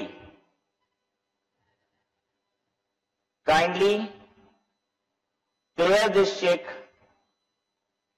in account of Mr. Arjun. पीछे हमने क्या लिखा? चेक पे kindly clear this cheque in account of mister Arjun और अपना साइन कर दिया और बैंक में जमा करा दिया। ये चेक मेरे खाते में की बजाय अर्जुन के खाते में क्लियर हो जाएगी, ऐसा वहां आ जाएगा। यानी जब आप 2 लाइन खींचते हो ना तो ये जरूरी नहीं है कि मेरे खाते में लगेगा। 2 लाइन का मतलब ये खाते में जाएगा, बस ये मतलब है। किसके खाते में जाएगा? हम चाहे तो अपने खाते में लगा ले और चाहे तो हम मेरे नाम से चेक आइए तो हम उल्टा करके उस पर इंस्ट्रक्शन डाल सकते हो, बैंक में जमा कर सकते हैं। जिसका नाम देंगे और अकाउंट नंबर डालना पड़ेगा, mister Arjun such and such account number डालेंगे, साइन कर देंगे पीछे, उसके खाते में क्लियर हो जाएगी। आ रही बात समझ में? अब ऐसे समझो, हम आपको समझाना जो चाहते हैं, बेसिकली मकसद नहीं समझोगे ना तो मजा नहीं आएगा। अभी हम आपको मकसद बताएंगे पहले कि क्या मकसद है इन सब चीजों के पीछे। तीसरा अकाउंट पे चेक। आप बीच में 2 लाइन खींच के अकाउंट पे लिख दोगे ना तो यहां पे नाम लिखोगे मेरा राज अग्रवाल, तो ये राज अग्रवाल के खाते में ही जाएगा। ये उल्टा करके इंडोर्स नहीं कर सकते, इसको कहा जाता है इंडोर्स करना, दिस कॉल्ड इंडोर्सिंग। चेक किसी और के फेवर में डालना, इसे कहा जाता है इंडोर्स करना। इसको इंडोर्स नहीं कर सकते। अकाउंट पे चेक का मतलब ये होता है कि जिस बंदे का नाम लिखा है उसी के खाते में जाएगा पैसा। अब आप समझने की कोशिश कीजिएगा, जब आप मुझे अकाउंट पे चेक देते हो ना, मैं मजबूर हो जाता हूं उसे अपने खाते में लगाना पड़ता है मुझे। ध्यान से सुनिए बच्चों, आज जब मुझे अकाउंट पे चेक देते हो मैं मजबूर हूं, मुझे खाते में लगाना पड़ेगा पैसा अपने खाते में। और जब अपने खाते में लगाऊंगा तो मुझे उसकी एंट्री करनी पड़ेगी, मुझे उस पर टैक्स सरकार को देना पड़ेगा, ये मेरी मजबूरी है क्योंकि वो एंट्री आ गई मेरे खाते में। जब आप बच्चों मुझे बेयर चेक देते हो ना, मैं चाहूं तो एंट्री करूं, नहीं तो छोड़ दूंगा, भेज के अपने स्टाफ को कैश मंगवा लेंगे, एंट्री भी नहीं करेंगे, दिखाएंगे ही नहीं कि फीस आई है बच्चे की। सब बच जाएगा, जीएसटी बच जाएगा, इनकम टैक्स बच जाएगा, सब बच जाएगा। बच्चों अगर आप मुझे क्रॉस चेक दोगे ना तो भी पता है मैं क्या करूंगा। क्रॉस चेक है अपने खाते में लगवाने की वजह किसी और के नाम पे इंडोर्स करके उसके खाते में लगवा दूंगा, एंट्री करूंगा ही नहीं अपने यहां। ये बात सरकार को पता है कि नहीं? बिल्कुल पता होगी। ऐसा थोड़ी ना है कि अकलौते हम ही दिमाग के साथ पैदा हुए हैं, ठीक है। गवर्नमेंट के पास भी एक से एक लोग हैं कि अगर ये चेक जाएगी तो बंदा एंट्री नहीं करेगा, ये सरकार को भी मालूम है। अब सरकार इसीलिए हमको कह रही है कि पेमेंट कैसे करो। आओ देखो तुमको दिखाते हैं। कहती है पेमेंट करो अकाउंट पे चेक से। सामने वाले को मजबूर कर दो कि तुमको एंट्री लेनी पड़ेगी, पक्के का व्यापार। कच्चा पैसा गवर्नमेंट बनने नहीं दे रही है, कह रही है अकाउंट पे चेक से पेमेंट करो, मजबूर होकर सामने वाला एंट्री करेगा, अपनी सेल दिखाएगा, प्रॉफिट दिखाएगा, टैक्स देना पड़ेगा। अगर हम उसको अकाउंट पे चेक के अलावा दूसरा चेक दिए होते, क्रॉस चेक दे देते, बस नाम लिख के दे देते, बियरर चेक दे देते, तो वो एंट्री करता नहीं करता किसको पता। अब सरकार हमें कह रही है राज अग्रवाल अगर आपने 10,000 रुपए से ऊपर की पेमेंट बिना अकाउंट पे चेक मतलब ऐसे बनाए बिना दिया राज अग्रवाल, तो जाओ तुम्हारा खर्चा ही नहीं मानेंगे। अब हम क्या करेंगे? लाख सामने वाला कह रहा है हमको भी, हमको तो ये वाला चेक दे दीजिए ना साहब। हम कहेंगे चुप रहो, यही वाला चेक मिलेगा, क्योंकि अगर ये वाला चेक दे दिए हम ऊपर वाला चेक तो फिर हमको अलाउ नहीं ना होगा खर्चा। अरे बात समझ में? हमको कौन सा चेक देना है? अकाउंट पे चेक, यही गवर्नमेंट कह रही है। तो जब भी 10,000 रुपए से ऊपर का खर्चा है, ठीक है, और पेमेंट भी 10,000 रुपए से ऊपर कर रहे हो, तो ध्यान देना बच्चों, you will have to make account payee cheque. Understood? चलिए आप एक बात बताइए, आप अपनी फीस अकाउंट पे चेक से ही दोगे? अरे जरूरी नहीं, आप नगद भी दे दो, आपको कौन सा अलाउ डिसअलाउ कराना है? आप बिजनेस करते हो कि आपका बिजनेस का खर्चा है क्या ये फीस? तो आप बच्चे में पेमेंट कैसे करते हो इससे आपको फर्क नहीं पड़ता। हम बिजनेसमैन हैं, हम किसी को भी पेमेंट दे रहे हैं, एडवर्टीजमेंट का, सैलरी का, व्हाटएवर, हम अकाउंट पे चेक से देंगे, क्योंकि हमको जैसे अलाउ हो जाएगा ना, मेरे बिजनेस का खर्चा नहीं अलाउ होगा। ठीक है। If all the above conditions are satisfied, 100% of such payment will be disallowed। यही तो मैं कह रहा था कि ध्यान दीजिएगा, पेमेंट डिसअलाउ होती है यहाँ पे, पूरी पेमेंट डिसअलाउ हो जाएगी। कौन सी? जो 10,000 से ज्यादा वाली है, अकाउंट पे चेक वाली नहीं हो जाएगी। जो भी पेमेंट अकाउंट पे चेक के अलावा नहीं की होगी वो डिसअलाउ हो जाएगी। हाँ, इंटरनेट बैंकिंग वगैरह से कर सकते हैं, अकाउंट पे चेक कर लो, अकाउंट पे ड्राफ्ट बनवा के दे दो बैंक से, या फिर इलेक्ट्रॉनिक क्लियरिंग ऑनलाइन बैंकिंग से कर दो, अलाउड है, अदरवाइज डिसअलाउड है। Note, the monetary limit of 10,000 raised to 35,000 in case of payment made to transporter for flying, hiring or leasing goods carriage। अगर आप ट्रांसपोर्टर को पेमेंट कर रहे हो, ट्रक वाले को पेमेंट कर रहे हो, तो 10,000 की जगह 35,000 की लिमिट है। मतलब वहां पे क्या है, मैं आपको बताऊं कि ट्रक वाले के केस में ऐसे देखना है, जब खर्चा भी 10,000 से ज्यादा का है और पेमेंट भी 10,000 से ज्यादा की है, दोनों चीज, खर्चा भी 10,000 से ज्यादा का और पेमेंट भी 10,000 रुपए से ज्यादा की है, तो ऐसे केस में क्या होगा? खर्चा भी 10,000 से ज्यादा, सॉरी ट्रांसपोर्टर के केस में खर्चा भी 35,000 से ज्यादा और पेमेंट भी 35,000 से ज्यादा, तब डिसअलाउ होगा। जैसे एक ट्रक वाला है, उसने मुझे 25,000 रुपए की बिल बना के दी, मैंने 25,000 रुपए नगद पेमेंट कर दिया, अलाउड है। ट्रक वाले के लिए जो 10,000 की लिमिट थी ना, बाकी के लिए वो 10,000 की जगह 35,000 है ट्रक वाले के केस में, यही कह रहा है। Section 48A applies to expenses which are otherwise deductible under that PGBP। कह रहा है कि ये हम उन्हीं के लिए बात कर रहे हैं जो वैसे अलाउ होते हैं, जो खर्चा अलाउ ही नहीं होता उसको आप पैसे भी पे कर लो, वो डिसअलाउड ही रहेगा। ठीक है, खर्चा ही अगर अलाउड नहीं है तो पेमेंट कैसे भी करो वो अलाउड नहीं होगा। जैसे डोनेशन, एक बात बताइए, कोई आता है कि दुर्गा पूजा है, चंदा दे दीजिए, मैंने चंदा दे दिया 500 रुपया, पहले तो आपसे ये पूछूं, क्या ये चंदा जो मैंने 500 रुपए का दिया है, फलानी पूजा है, ढमाकी पूजा है, उसका ये खर्चा क्या मैं अपने बिजनेस में चार्ज कर सकता हूं कि मैंने चंदा दिया है? नहीं कर सकते, नहीं कर सकते, क्योंकि डोनेशन बिजनेस का खर्चा नहीं होता है। एक बात बताइए, दुर्गा पूजा में मैं पैसा दूं चाहे ना दूं, मेरे धंधे पे उससे असर आता है?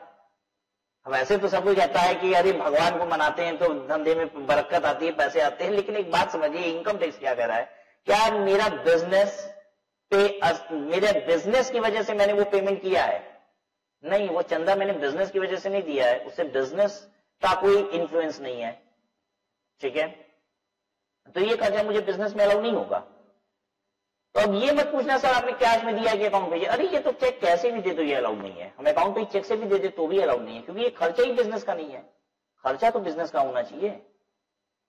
हरी बात समझ में? तो यही कह रहा है, पहले समझा रहा है कि पहले ध्यान देना कि खर्चा बिजनेस का है और आपने नगद में कर दिया है तो वो डिसअलाउ है। अब खर्चा ही बिजनेस का नहीं है तो फिर मत लड़ो कि अकाउंट पे चेक से किया, अकाउंट पे चेक से किया। ठीक है भाई, खर्चा ही बिजनेस का नहीं है तो कैसे भी कर दो, अलाउड नहीं होगा, right. The payments you made shall be deemed to be PGBP income chargeable to income tax as income of the subsequent year, that is year of payment। ये क्या मतलब है? बिल बनी 15 मार्च 2019 को 20,000 रुपए की, 15 मार्च की बिल थी 20,000 रुपए की। बताइए अगर 16 मार्च को मैं नगद में 20,000 रुपए दे दूं क्या होगा? डिसअलाउ हो जाएगा। अच्छा, अगर मैंने इसका पेमेंट दिया ही नहीं तब क्या होगा? 31 मार्च आ गया, ईयर एंड हो गया, मैंने इसका पेमेंट किया ही नहीं, नो पेमेंट, अब क्या होगा? अगर नगद में कर देंगे तब तो खर्चा नहीं माना जाएगा, हम कर ही नहीं रहे, जाओ हटाओ, पेमेंट ही नहीं करते हैं। अब अलाउड है, क्योंकि डिसअलाउ क्या होता है पता है? पेमेंट। खर्चा अलाउ या डिसअलाउ तो ही ना था, 20,000 से मतलब ही नहीं है। पेमेंट अगर आप करोगे नगद में होगा, डिसअलाउ हो जाएगा। मतलब कहने का मतलब नगद में कर दिए तो खर्चा नहीं माना जाएगा, और दे ही ना तो मान लिया जा रहा है। ठीक है, अब बात यह आती है कि दिया नहीं का मतलब ऐसा नहीं है देंगे ही नहीं, दिया मैंने 15/4/2019 को दिया, ये हो गया अगला प्रीवियस ईयर 1920। और कैसे दिया? 20,000 रुपए नगद में दिया, क्या होगा? 20,000 रुपए नगद में अगर हमने दिया तो खर्चा देखिए, ये तो प्रीवियस ईयर 18-19 का है, लेकिन जो पेमेंट मैंने कैश में की वो कब की, प्रीवियस ईयर 1920 में, तो ये डिसअलाउ हो जाएगा प्रीवियस ईयर 1920 में। मतलब 20,000 रुपए से इनकम बढ़ाई जाएगी कौन सी ईयर की, प्रीवियस ईयर 1920 की इनकम बढ़ाई जाएगी, 18-19 की नहीं, 1920 की इनकम बढ़ाई जाएगी।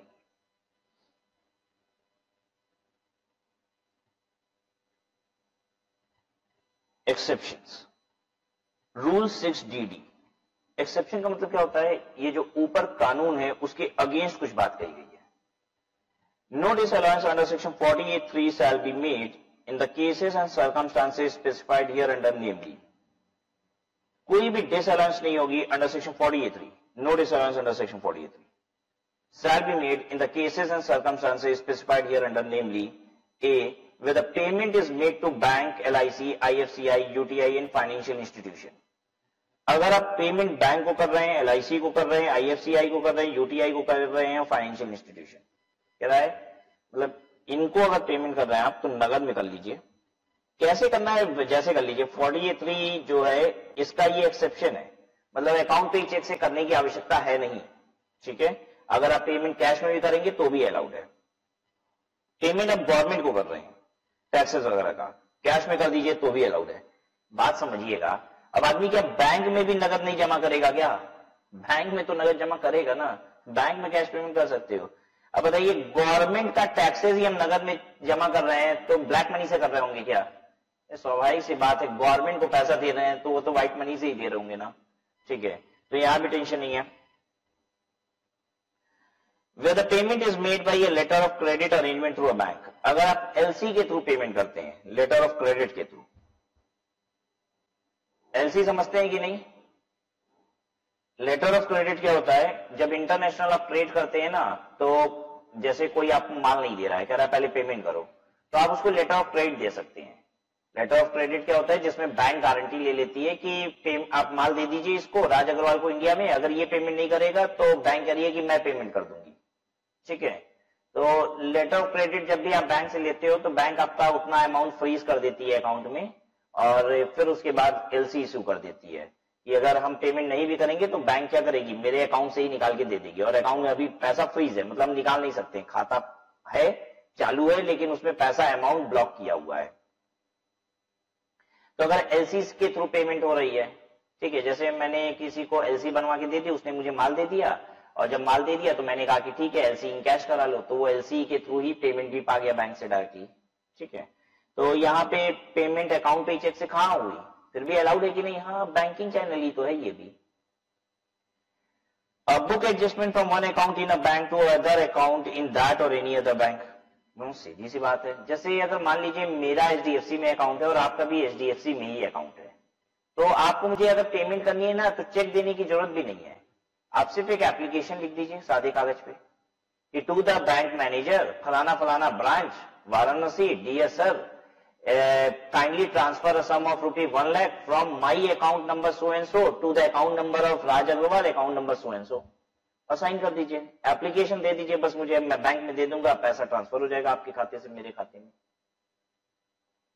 तो अगर एक ही बैंक में खाते होते हैं ना, या बैंक एक ही है, ब्रांच अलग अलग भी है, तो भी कोई टेंशन नहीं है। उसमें क्या होता है कि आप एप्लीकेशन के जरिए भी पैसा ट्रांसफर करा सकते हो। अच्छा, डी क्या है, तो कह रहा है ये भी अलाउड है, अगर ऐसे पेमेंट किया गया है तो भी टेंशन नहीं है, अलाउड है। D, where the payment is made by way of adjustment against the amount of any liability incurred by the payee for any goods supplied or services rendered by the SEC to such payee। Where the payment is made by way of adjustment against the amount of any liability incurred by the payee for any goods supplied or services rendered by the SEC to such payee। Where the payment is made for purchase of, अगर आपने payment की है for purchase of agriculture produce, ठीक है, ये वाला समझे कि नहीं? With the payment is made by way of adjustment against the amount of any liability incurred by the payee for any goods supplied और services rendered by the assessee to such payee. इसका मतलब ये है बच्चों कि मैंने x को माल बेचा, एक्स डेबिट टू सेल्स, मैंने वाई से माल खरीदा, तो एंट्री होगी purchase debit to Y.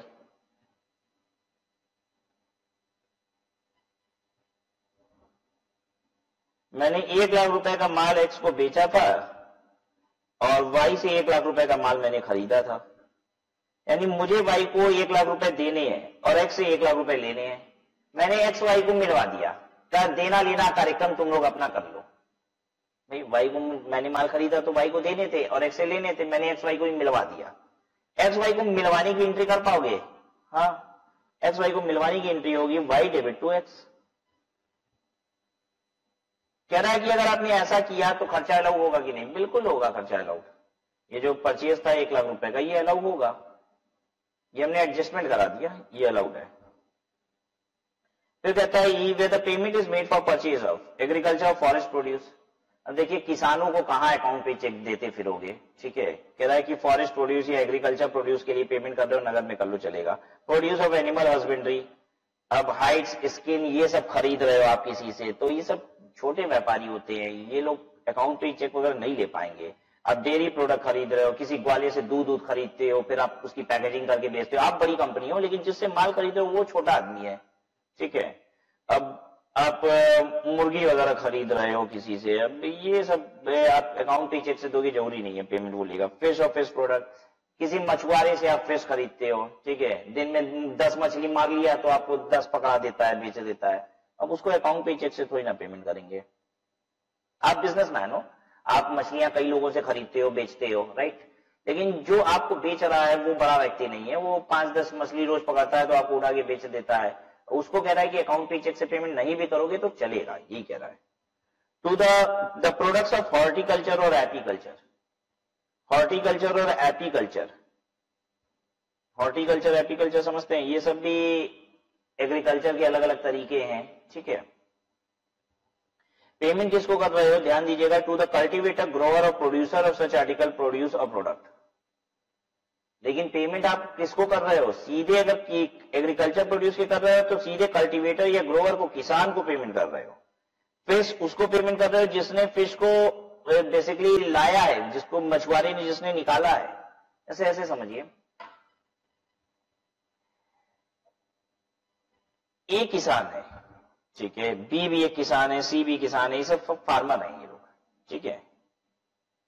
Z क्या है, जेड एक ट्रेडर है, इन सब से वो खरीदता है, फसलें खरीदता है, टमाटर खरीदता है मान लीजिए, और मैं हूं मैगी,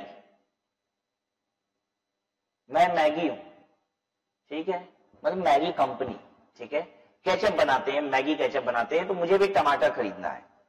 मैं टमाटर खरीदता हूं जेड से, मैं ए बी सी अलग अलग किसान से नहीं खरीदता, एक व्यापारी है जेड, ये हर किसान से टमाटर खरीदता है और मुझे सीधे बेचता है 10,000 किलो टमाटर, ठीक है, हम मैगी कंपनी है, ठीक है, हम केचप बनाएंगे इससे। मैं जेड को जो पेमेंट दे रहा हूं, क्या मैं कैश में दे सकता हूं? नहीं, मुझे अकाउंट पे ही चेक से देना होगा बच्चों, क्योंकि मैं एग्रीकल्चर प्रोड्यूस जरूर खरीद रहा हूं, मैं एग्रीकल्चर प्रोड्यूस खरीद रहा हूं, लेकिन मैं कल्टीवेटर से नहीं खरीद रहा, ग्रोवर से नहीं खरीद रहा।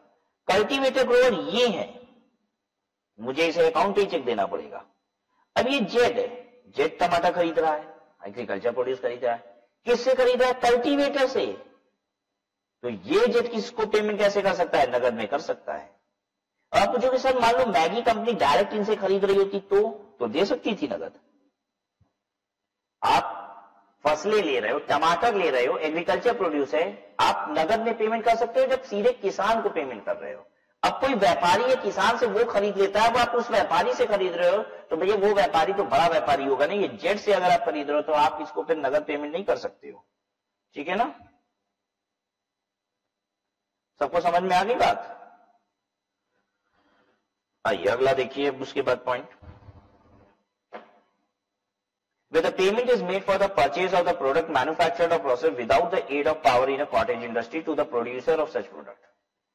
अब कोई कॉटेज इंडस्ट्री में माल बनाता है जहां पे पावर भी नहीं है, मतलब बिना बिजली के बनाने वाली इंडस्ट्री, ये सब पुराने जमाने में होती थी, कॉटेज इंडस्ट्री है, बिना बिजली के चलती है, वहां कोई माल बनाता है, वो आप खरीदते हो। हम बड़े व्यापारी हैं, लेकिन वो तो छोटा आदमी है।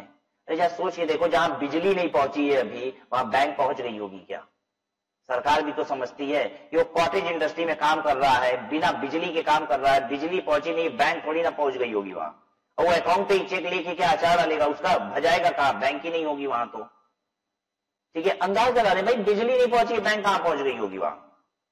तो अलाउड है, आप ऐसे आदमी से माल खरीदिए, नगद पेमेंट कर दीजिए। Where the payment is made in a village or town, which on the date of such payment is not served by any bank to any person who ordinarily resides or is carrying on any business, profession or vacation in such village or town. Payment आप किसी village में या फिर town में कर रहे हो, किसी गांव में कर रहे हो या शहर में कर रहे हो, और पेमेंट आप उस दिन कर रहे हो,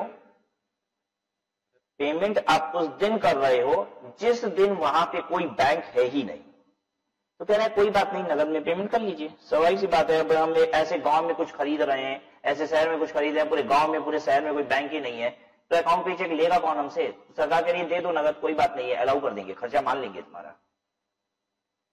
हाँ, अगर आप किसी इंप्लॉय को ग्रेच्युटी, रिट्रेंचमेंट, कंपनसेशन और सिमिलर टर्मिनल बेनिफिट दे रहे हो, टर्मिनल बेनिफिट समझते हो, जब इंप्लॉय रिटायर होता है, जाता है, तो हम उसको कुछ पेमेंट देते हैं, ग्रेच्युटी का, आपकी रिट्रेंचमेंट का, पीएफ का, कुछ भी इस तरीके के पैसे देकर दिए जा रहे हैं, और 50,000 रुपए तक है तो अलाउड है, कोई दिक्कत नहीं है, ठीक है। हालांकि अदरवाइज 43 क्या कहता है कि 10,000 रुपए से ऊपर का पेमेंट नगद में नहीं होना चाहिए, वो इसी की एक्सेप्शन है। रूल 60D कहता है भाई कर लो भाई, इंप्लॉय जा रहा है, जाते जाते 50,000 भी नगद दे दोगे, कोई टेंशन नहीं है, अलाउ कर देंगे।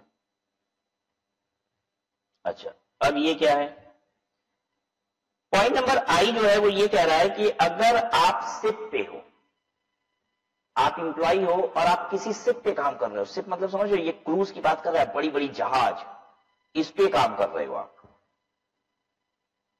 ठीक है। ये तो हम ये बना देते हैं तो ऐसे लगता है छोटी सी नाव है, चलिए इसका ये हटाए, ठीक है। ये बड़ी वाली शिप है, टाइटैनिक जैसी,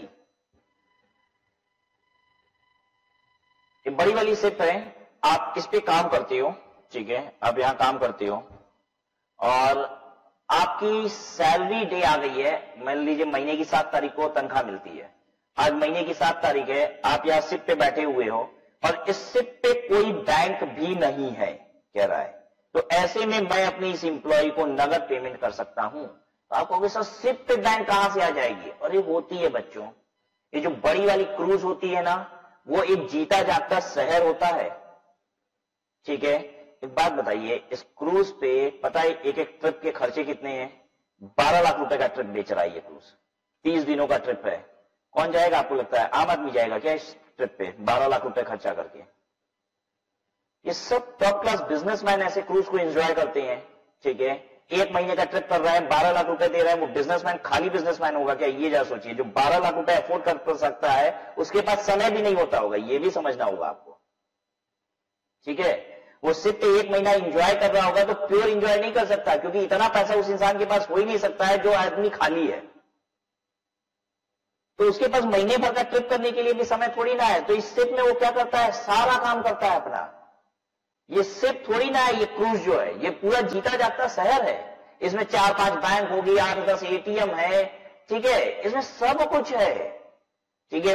इसमें ऑफिसेस तक बनी हुई है कि कोई बिजनेसमैन हायर कर लेता है, किराए पे ले लेता है 1 महीने के लिए ऑफिस भी, रूम्स वगैरह तो मिले ही हैं सबको एंजॉय करने के लिए, ठीक है। साथ में ऑफिस केबिन्स वगैरह सब कुछ बने हुए हैं, एक एक रूम के अंदर भी ऑफिसेस बनाए के छोड़ी गई है कि महीना भर क्रूज चलेगा, पूरी दुनिया घुमाएगा क्रूज पानी में, ठीक है। लेकिन बिजनेसमैन अपना काम करता रहेगा, बैंकिंग ट्रांजेक्शन करता रहेगा, बैंक है, सब कुछ है, कैसीनो है, जुआ खेलिए, सब कुछ करिए, ठीक है। वाइन शॉप्स होंगी इसके अंदर, सब कुछ होगा, मतलब XYZ आप ऐसे समझिए पूरा शहर है इस शिप पे। Understood everyone? अब यहां पे मेरा इंप्लॉय काम कर रहा है, मैं इसका ओनर हूं, इस क्रूज का ओनर हूं, ठीक है, मैं चलवाता हूं ये क्रूज। मेरा इंप्लॉय यहां पे काम कर रहा है और आज इसकी तनख्वाह की डेट है और इस क्रूज पे बैंक भी नहीं है।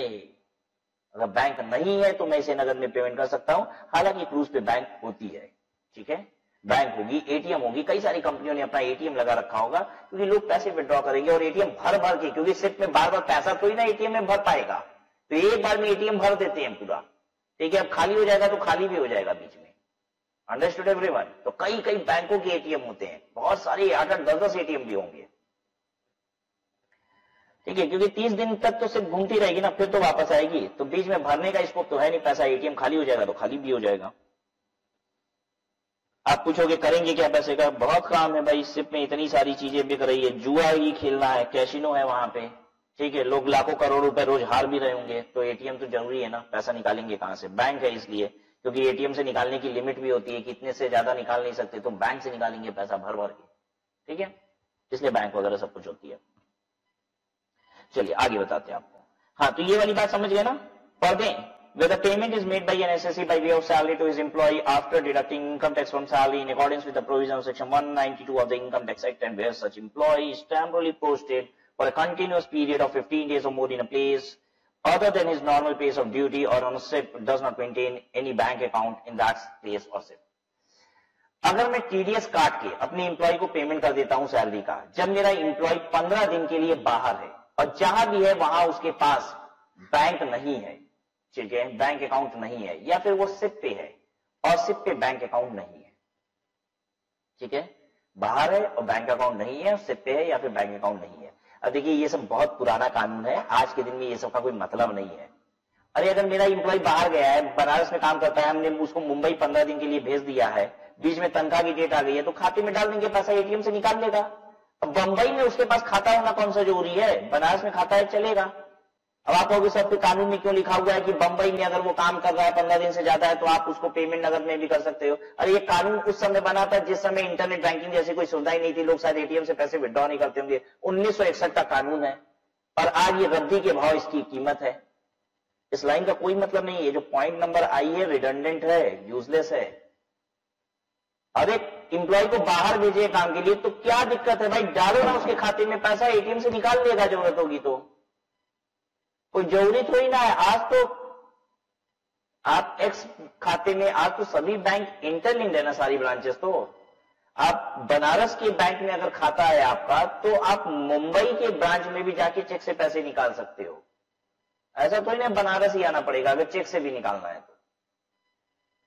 एक्चुअली ये उस जमाने की बात है जब सभी ब्रांचेस ऑनलाइन कनेक्टेड नहीं थे, हर ब्रांच अपना अपना अकाउंट मेंटेन करती थी। तो बेसिकली होता क्या था, मेरा एम्प्लॉय बनारस में काम करता है, मुंबई गया है, मैं उसके खाते में पैसा डाल दूंगा तो चेक से मुंबई में निकाल नहीं पाएगा। तो सरकार ने एक नियम बनाया, कोई बात नहीं, ऐसे एम्प्लॉय को नगद पैसा दे दो। सिस्टम बदल गया, ब्रांचेस कनेक्ट हो गई, कानून बदला नहीं, इसलिए ऐसे दिख रहा है। आगे बात समझ में सबको? अब आइए जे पॉइंट समझाते हैं। जे कहता है कि अगर बैंक बंद है, स्ट्राइक है, तो आप नगद में पेमेंट कर दो। संडे को बैंक बंद होता है, नगद में पेमेंट कर सकते हो? कर सकते हो थ्योरेटिकली, कानून ये कहता है कर लो। आप करके देखो जरा प्रैक्टिकली। ये जे पॉइंट भी प्रैक्टिकली यूजलेस है। कहता है कि अगर बैंक बंद है तो आप नगद में पेमेंट कर सकते हो। अगर हम संडे को नगद में पेमेंट करेंगे ना तो इनकम टैक्स ऑफिसर पता है क्या बोलेगा, कहेगा संडे को क्यों किए, मंडे को क्यों नहीं किए, इसका जवाब दो। और अगर हम जवाब नहीं दे पाएंगे वो डिसअलाउ कर देगा। थ्योरेटिकल बात है, ठीक है।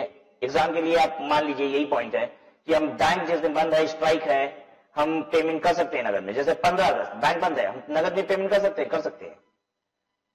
अब अगर हम नगद में कर देंगे ना तो इनकम टैक्स ऑफिसर लेके नहीं मानता। हम इनकम टैक्स ऑफिसर हमसे कहता है, राज अग्रवाल जी 15 अगस्त को बैंक बंद था, हिंदुस्तान पूरा बंद था, ठीक है, ऑफिसेस बंद थी, मार्केट बंद था, तुमको पेमेंट करने की कौन सी जरूरत थी 15 अगस्त को? 16 को नहीं कर सकते थे? या इतना ही अर्जेंट था तो 14 को कर दिए होते, 15 को ही क्यों किए? पहले ये समझाओ। और इसका जवाब मेरे पास नहीं है तो कहेगा डिसअलाउड, जानबूझ के किए हो तुम 15 को। आ रहा है बात समझ में? तो एग्जाम में लेकिन आएगा तो ये मत कहिएगा, क्योंकि इनकम टैक्स ऑफिसर क्या होता है वो तो आपको तब समझ में आएगा जब आप प्रोफेशनल बन जाओगे, जब झेलोगे इनकम टैक्स ऑफिसर को। तो अभी छोड़ दो, अभी यही है कि छुट्टी के दिन, बैंक बंदी के दिन नगद में पेमेंट किया जा सकता है। के point the payment is made by any person to his agent who is required to make payment in cash for goods or services on behalf of such person. When the payment is made by any person to his agent who is required to make payment in cash for goods or services on behalf of such person. मान लीजिए, बात समझिएगा, ये लोग A B C ये सब farmer है, ठीक है। मैं हूं मैगी कंपनी, मुझे टमाटर खरीदना है इनसे, ठीक है, केचप बनाऊंगा टमाटर का, ए बी सी से टमाटर खरीदना है, मैं इनको नगद पेमेंट कर सकता हूं? हाँ, मैगी कंपनी इनको नगद पेमेंट कर सकती है। अब मैं खुद नहीं जा रहा खरीदने, एक एजेंट है मेरा, ठीक है, वो मुझसे कमीशन लेता है, उसका काम है कि मुझसे कमीशन लेता है, जितना टमाटर लाएगा मैं उसको 50 पैसा पर किलो टमाटर का दूंगा। ठीक है, मेरे ब्याज पे खरीदेगा, 50 पैसा मैं दूंगा, मुझे सही भाव बताएगा, ठीक है, एग्जैक्ट मुझे डायरेक्ट परचेज कराएगा किसानों से, जाके हर के गांव में जाएगा, किसानों से बात कराएगा, टमाटर दिलवाएगा, 50 पैसा पर केजी वो कमीशन खाएगा, ठीक है, वो कमीशन मैं रिलीज करूंगा, मैं मैगी कंपनी, ठीक है। तो ये एजेंट जब इनसे पैसा माल लेगा, टमाटर लेगा, तो ये नगद में पेमेंट देगा, तो मैगी कंपनी से एजेंट को अगर चेक देके भेजेगी तो ये चेक देके पैसा, तो इसको भी तो चेक ही देना पड़ेगा, ये नगद कैसे देगा। तो सरकार यहां कह रही है कि कोई बात नहीं, अगर किसी एजेंट को भेज रहे हो तुम तो एजेंट को नगद दे सकते हो। अगर हम डायरेक्ट किसान को दे रहे हैं पैसा तो भी नगद दे सकते हैं, किसी एजेंट को पैसा लेके भेज रहे हैं किसानों को देने के लिए तो एजेंट को नगद दे सकते हैं, ठीक है। अब आप कहोगे सर यहां तो आप ऐसा नहीं कह रहे थे, यहां कह रहे थे कि आप जेट से खरीद रहे हो तो अकाउंट पे चेक देना होगा। तो ये मेरा एजेंट नहीं था, ये अपना व्यापार करता था, टमाटर 10 रुपए में खरीदता था, किसी से 8 रुपए, किसी से 9 रुपए, और हमसे सौदा करता था सीधे 20 रुपया में। ये व्यापारी है अपना, ये अपना अलग व्यापार कर रहा है, कितने में खरीदा है हमको इससे मतलब नहीं। ये हमको रेट दिया है कि 1000 किलो टमाटर आपको देंगे 20 रुपए के भाव से, मैंने डन कर लिया है। और यहां पे क्या होता है कि ऐसा नहीं है, ये मेरा एजेंट है, इसके पास पैसे वैसे थोड़ी ना खरीदने के लिए, मैं पैसा लेके भेजूंगा और इसको 8 आना 50 पैसा पर किलो कमीशन देता हूं, तो मैं इसको नगद दे सकता हूं। आई बात समझ में। अगर एजेंट आपका है और आगे एजेंट नगद दे सकता है कानून के तहत, तो आप उस एजेंट को भी नगद दे सकते हो। लेकिन आप अगर किसी व्यापारी से वो माल खरीद रहे हो, ध्यान दीजिए, तब अकाउंट पे चेक देना पड़ेगा। फिर क्या है, where the payment is made by an authorized dealer or money changer against the purchase of foreign currency। authorized dealer money changer समझते हैं, मनी चेंजर की दुकान देखे हैं कि नहीं, जहां पे फॉरेन करेंसी बदली जाती है, डॉलर दीजिए रुपया लीजिए, रुपया दीजिए डॉलर लीजिए, उसको कहा जाता है ऑथराइज्ड डीलर। फेमा में ऑथराइज्ड डीलर वर्ड यूज करते हैं, ऐसे आम बोलचाल की भाषा में हम उसको मनी चेंजर कहते हैं, क्योंकि वो एक करेंसी को दूसरे करेंसी में कन्वर्ट कर देता है, ठीक है। अब ऐसे समझिए, मैं मनी चेंजर हूं, ठीक है, मैं फॉरेन करेंसी को इंडियन करेंसी में कन्वर्ट कर दूंगा, इंडियन को फॉरेन करेंसी में। मेरे पास एक विदेशी आता है, डॉलर लेके आता है, ठीक है। अब मुझे उसे बदल के नगद में देना है, वो डॉलर इतना डॉलर देता है कि मुझे उसे पेमेंट करनी है लगभग 60,000 रुपए की। तो 60,000 रुपए की पेमेंट है, 10,000 से ज्यादा का है, नगद में कर दूं कि ना करूं। आप कहोगे सर नगद में मत करो, अकाउंट पे चेक से करो। तो सुनिए बड़ा मजा कितना आएगा। आया विदेशी घूमने आया, उसने कहा कि इंडियन करेंसी दीजिए, मैंने उसे फॉरेन करेंसी डॉलर लिया और उसको अकाउंट पे ही चेक दे दिया। अब बेचारा गया बैंक में, ठीक है, बैंक में खाता खुलवाया, चेक जमा किया, चेक भजा, जब तक भजा तब तक 1 हफ्ते हो गए, उसके जाने का समय हो गया, पैसा जब तक भजा तब तक उसके जाने का समय हो गया, वो निकल लिया। हद हो जाएगी भाई साहब, वो घूमने आया हिंदुस्तान में, उसको नगद ही चाहिए। क्या मनी चेंजर, मैं मनी चेंजर हूं, करेंसी कन्वर्ट करता हूं, मैं दे सकता हूं, मैं दे सकता हूं नगद, जितने चाहे जितने दे सकता हूं, ठीक है। तो यही कह रहा था। और ट्रेवलर चेक समझते हैं, बहुत सारे विदेशी जब हिंदुस्तान घूमने आते हैं तो ट्रेवलर चेक लेके आते हैं। ट्रेवलर चेक वो होता है जो बेसिकली आपके मनी चेंजर वाले को दीजिए, वो आपको नगद दे देगा उसके बदले। ट्रेवलर चेक बैंक में जाके भी भजाया जा सकता है, ठीक है। तो जैसे जब मैं भी विदेश कभी घूमने जाता हूं ना, तो कभी कैश ले जाना रिस्की समझ में आता है, ठीक है। कहते हैं कि एक बार रास्ते में कहीं कुछ गड़बड़ हो गया, खो गया, गिर गया, ठीक है, तो उससे ज्यादा सुविधाजनक ये होता है कि आप ट्रेवलर चेक ले लीजिए, ठीक है। ट्रेवलर चेक बैंक बना के दे देती है, आप ट्रेवलर चेक लीजिए, जिस देश में जा रहे हैं वहां जाइए। और ट्रेवलर चेक का मतलब ये होता है किसी भी बैंक में भज जाएगा। सबसे सुंदर बात, जिस बैंक का उससे मतलब नहीं, मैंने किसी भी बैंक से बनवाया, विदेश गया, जो भी बैंक आपको दिख रही है, जाइए ट्रेवलर चेक का से पैसा ले लीजिए, ठीक है। और नहीं तो कोई बात नहीं, मनी चेंजर की दुकान पे चल जाइए, वो भी आपको दे देगा ट्रेवलर चेक लेके पैसा। क्लियर है बात। तो ये था सेक्शन 40A3। 40A3 में थोड़ी सी आपको एग्जांपल के जरिए बात कर लेते हैं। मेरे एम्प्लॉय है ए, बी और सी, 3 एम्प्लॉय है मेरे।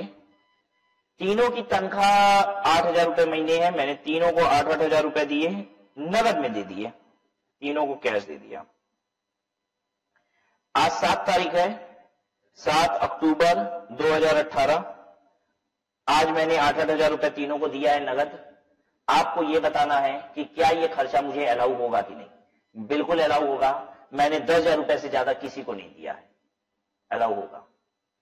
ठीक है, ए को सैलरी देना एक अलग खर्चा है, 8,000 का एक अलग खर्चा है जिसका 8,000 पेमेंट किया, 10,000 से खर्चा ज्यादा नहीं है, 10,000 से पेमेंट ज्यादा नहीं है। बी को सैलरी देना एक अलग खर्चा है। हर इंसान को, अलग अलग इंसान को, किसी को भी 10,000 से ज्यादा नहीं ना दिए।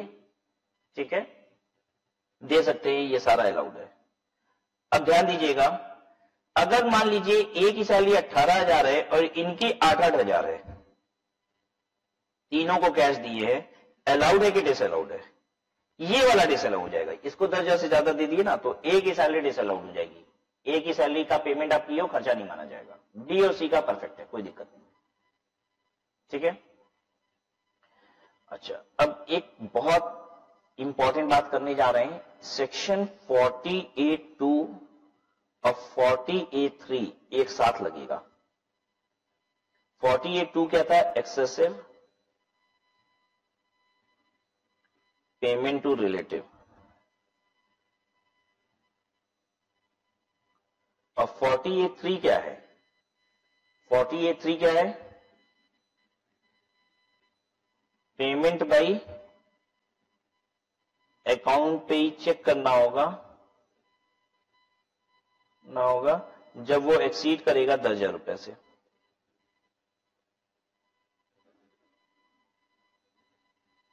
कोई दिक्कत यहां तक क्लियर है ना? ये दोनों बात। एक्सेसिव पेमेंट टू रिलेटिव 48(2) है और 48(3) क्या है? Payment by account payee cheque when it is greater 10,000, right? अच्छा, अब देखिए जरा सा 48(2) और 48(3) वाली बात। 48(2) और 48(3) एक साथ लगाना है। मैंने परचेज किया है, ठीक है, परचेज फ्रॉम रिलेटिव 40,000 रुपीज, जिसकी मार्केट वैल्यू है 32,000 रुपया। मैंने अपने एक रिश्तेदार से माल खरीदा जिसकी मार्केट वैल्यू 32,000 रुपए की है, लेकिन 40,000 रुपए में, यानी उसको ज्यादा पेमेंट दिए हैं। मालूम है अगर अपने रिश्तेदार को ज्यादा पैसा दोगे तो क्या होगा? डिसअलाउ हो जाएगा सेक्शन 48(2) में। ठीक है, आपने 40,000 रुपए की पेमेंट जो दी है वो नगद में दी है। ये भगवान, नगद में देते हैं तो 48(3) में डिसअलाउ हो जाता है, क्योंकि 10,000 रुपए से ऊपर की पेमेंट नगद में नहीं दे सकते। यहां तो दो सेक्शन लग रहा है। अब क्या करें? बात समझे कि नहीं समझे? 32,000 रुपए के माल को आज 40,000 रुपए देते हो तो 48(2) लग जाएगा कि रिश्तेदार को ज्यादा पैसा दे दिए, और 40,000 रुपए दिए तो नगद में हो तो 48(3) लग गया कि भाई नगद में दे दिए, 10,000 से ज्यादा का पैसा नगद में कैसे दे दिए? तो कौन सा सेक्शन लगेगा? दोनों लगेगा। होगा क्या? 48(2) में डिसअलाउ होगा आपका 8,000 रुपया। 8,000 ज्यादा दियो ना, 32,000 के माल का 40,000, तो 8,000 डिसअलाउ होगा। फिर 48(3) में नगद पैसा देने का डिसअलाउ होगा अलग से। 48(3) में नगद देने का डिसअलाउ होगा। कितना नगद देने का डिसअलाउ होगा? 40,000 नगद दियो, लेकिन 40,000 डिसअलाउ नहीं होगा, 32,000 होगा। आप पूछोगे क्यों 32,000 रुपया होगा? क्योंकि टोटल 40,000 की तो पेमेंट की हो, 8,000 तो डिसअलाउ हो ही गया 48(2) में, तो फिर 32,000 ही होगा। जब मैंने ये कह दिया कि 32,000 रुपए के माल का आपने 40,000 दिया और 8,000 डिसअलाउ कर दिया 48(2) में, मैंने यानी मान लिया कि माल 32,000 रुपए का, 32,000 रुपए का ही आप पेमेंट कर रहे हो। जो ज्यादा पेमेंट की हो वो तो 48(2) में डिसअलाउ करा ही दिए, जो ज्यादा हुआ वो 48(2) में डिसअलाउ हो गया। तो 8,000 ज्यादा हुआ था वो 48(2) में डिसअलाउ हो गया, तो बैलेंस 32,000 ही तो है। ज्यादा वाला तो पहले ही डिसअलाउ करा दिया 48(2) में, तो अब 32,000 रुपए डिसअलाउ करा देंगे 48(3) में। इस एग्जाम्पल को नोट कर लीजिए, ये इंपॉर्टेंट है। तो जब भी आप ज्यादा पेमेंट दे रहे हो अपने रिश्तेदार को, नगद में दे रहे हो, तो पहले 48(2) में डिसअलाउ हो जाएगा जितना ज्यादा दे रहे हो, अब बाकी डिसअलाउ हो जाएगा 48(3) में, right? So with this will stop over here. आज की क्लास यहीं पे समाप्त करते हैं। अगली क्लास में आएंगे तो आपसे आगे की चर्चा करेंगे। Will stop.